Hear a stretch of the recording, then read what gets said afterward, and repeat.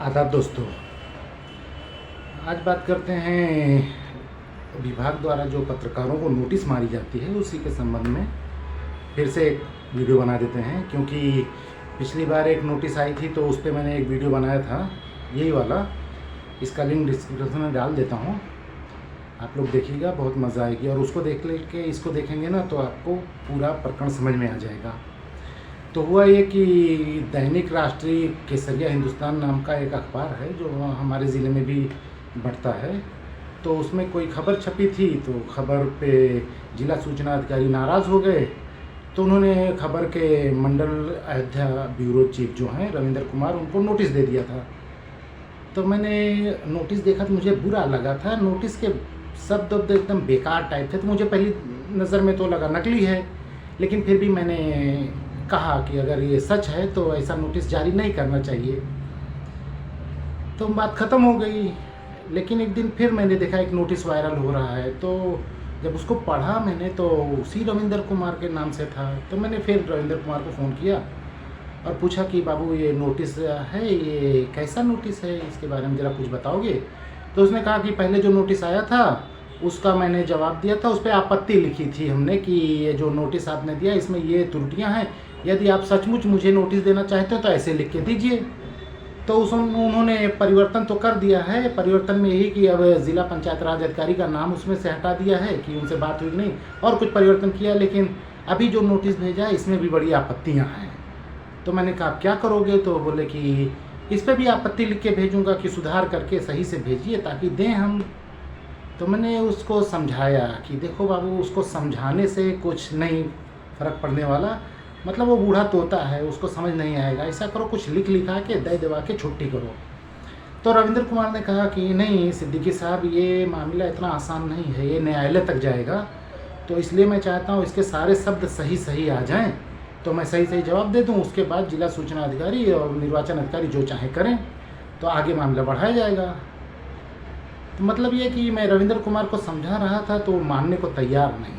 तो वो कह रहा था कि नहीं, मैं आपत्ति दूंगा। तो मैंने उसको एक कहानी सुनाई और वो कहानी आप लोगों को भी बता दे रहा हूँ। आप लोग पूरी कहानी ज़रूर सुनिएगा, मज़ा आएगा। और मेरे ननिहाल का तो प्रत्येक व्यक्ति उस कहानी को सुने। इसको धमकी समझ ले मेरे ननिहाल के प्रत्येक व्यक्ति को ये कहानी सुननी होगी। तो मैंने उसको कहानी सुनाई रविंद्र को कि बाबू देखो, मेरे मामू हैं, बब्बू मामू कहते हैं हम लोग उनको। तो बलरामपुर में उनका भट्ठा था। तो ऑफ सीजन में आए थे घर, तो जब जाने लगे फिर से भट्ठे पे, तो गांव में एक मुंशी रजा नाम का आदमी था जो बेरोजगार था, कोई काम धंधा नहीं करता, जैसे टहलता था। तो बब्बू माऊ सोचे कि इसको ले जाएं भट्ठे पे रख दें, कौड़ी उड़ी बांटेगा और कुछ पैसा पा जाया करेगा, बेरोजगारी से तो अच्छा ही है। तो लेके चले गए साथ में और भट्ठे पे मुनीम जी को बुला के बताया कि ये मुंशी रजा हैं, इनको कौड़ी बांटने पे रख लो। मुनीम जी बोले ठीक है, कोई बात नहीं। उन्होंने रख लिया। शाम को आके मुनीम जी शिकायत किए कि भैया इसको तो गिनती ही नहीं आती है, तो कौड़ी क्या बांटेगा। कौड़ी वो होती है जैसे जो भट्टे पे मजदूर ईंटा लेके बाहर निकलते हैं भट्टे से, या ले जाते हैं कच्चा ईंटा, तो जितना ईंटा लेते हैं उतनी की कौड़ी दे दी जाती है। वो गिनती एक होती है कितना ईंटा दिन भर में इसने ढोया। तो उसी काम पे लगाया था इनको। अब शाम को जब गिनने की बारी आई तो पता चला इनको कुछ आते नहीं है यार, कितने ईंटे ले जा रहा है, वो कौड़ियाँ नहीं दे पाते थे। तो मुनीम ने आके बब्बू माऊ से शिकायत की कि मालिक इनको आता नहीं है, ये चल नहीं पाएंगे। तो बब्बू माऊ ने कहा कि ठीक है, ले आया हूँ यार, तो उसको मैं सिखा दूँगा। तो कुछ दिन में उनको गिनती सिखाई, 100 तक गिनती याद आई, फिर पहाड़ा सिखाना चालू किए। तो एक दिन उनको ले गए, शहर लेके जा रहे थे बाइक से, तो बैठा के ले आए। तो रास्ते भर में उन्होंने उसको 2 को 2, 2 दूनी 4, 2 तियाँ 6, 2 पच्चे 10, ऐसे पूरा 2 का पहाड़ा याद कराया और उनसे सुना भी। तो मुंशी रजा सुना ले गए पहाड़ा।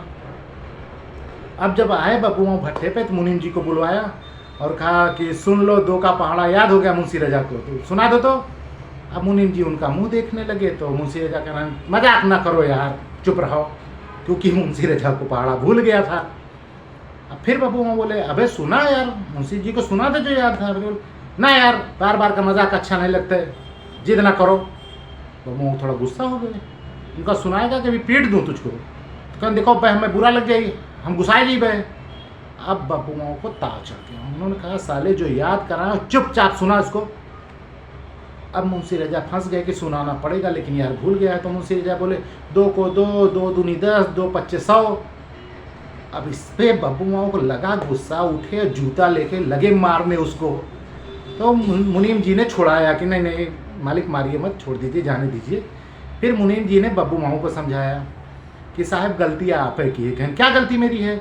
कहें वो बूढ़ा तोता है, तोता बचपन में सिखाया जाता है कि बेटा मिट्ठू बोलो राम, बेटा मिट्ठू बोलो अल्लाह, तो बोलता है अल्लाह राम सीखता है। बुढ़ापा में तोता को जब आप सिखाओगे बेटा मिट्ठू बोलो राम तो बोलेगा टोय, बेटा मिट्ठू बोलो अल्लाह तो बोलेगा टोय।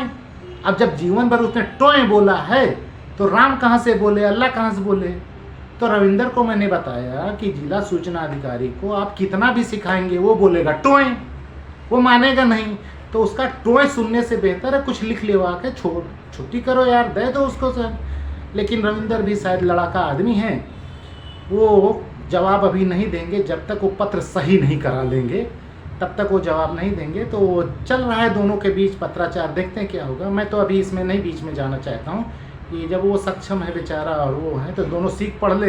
रविंद्र कुमार जब मुझसे कहते हैं मामला न्यायालय में जाएगा तो इसका मतलब वो बहुत ज़्यादा आगे तक सोच के रखे हैं, शायद कि जिला सूचना अधिकारी उसके ऊपर कार्रवाई करे तो न्यायालय जाए।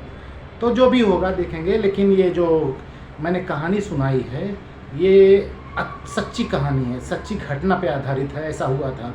और इस कहानी को याद रखना चाहिए कि बुढ़ापा में किसी को सिखाओगे ना तो वो अल्लाह और राम बोलना नहीं सीखे, वो टोए ही करेगा, जिस तरह हमारे जिला सूचना अधिकारी टोए करते हैं। तो आज के लिए इतना ही, फिर आगे दूसरा वीडियो